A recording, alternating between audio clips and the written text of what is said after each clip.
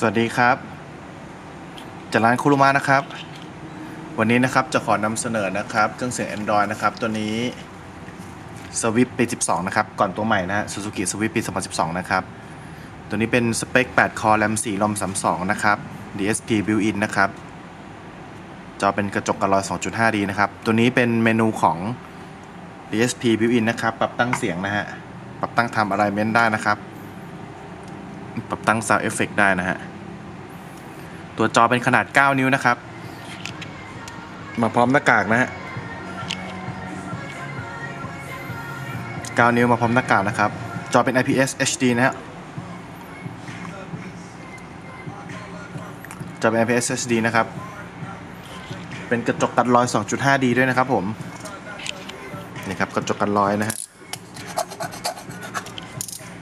มีดูนะครับเป็นซอฟท์ทัชนะฮะสเปค 8 คอ RAM 4 ROM 32 นะครับตอบสนองรวดเร็วนะครับวิทยุได้เหมือนเดิมนะฮะไฟล์ MP3 MP4 ไฟล์แฟก MKV เล่นได้นะครับผมรองรับฮาร์ดดิสก์2 TB นะครับรองรับฮาร์ดดิสก์2 TB นะครับเมนูเป็นซอฟท์ทัชนะฮะ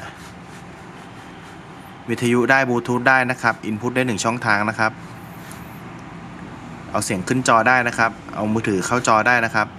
สกรีนมิเรอร์ลิงก์ได้นะครับผม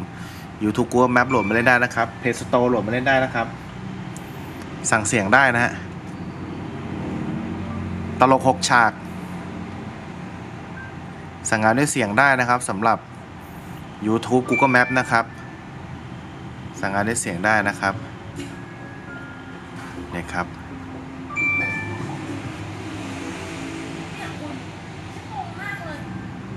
Google Map ได้นะฮะสั่งเสียงได้เหมือนกันครับเมกะบางนาเนี่ยครับตอบสนองไวมากนะฮะ8 คอ RAM 4 นะครับตัวนี้แบ่ง2หน้าจอได้นะครับนี่ครับมาดูสเปคกันอีกทีนะฮะโดย CPU Z นะครับผม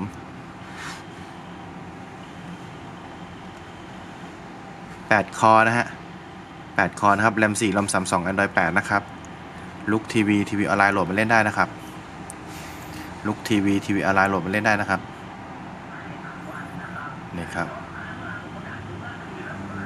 ครบถ้วนเลยนะฮะ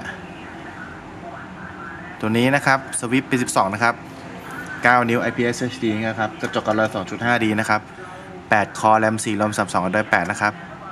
จากร้านคุรุมะนะครับkurumamotors.com นะครับ thaicar.com นะครับ0898999489 ครับขอบคุณที่รับชม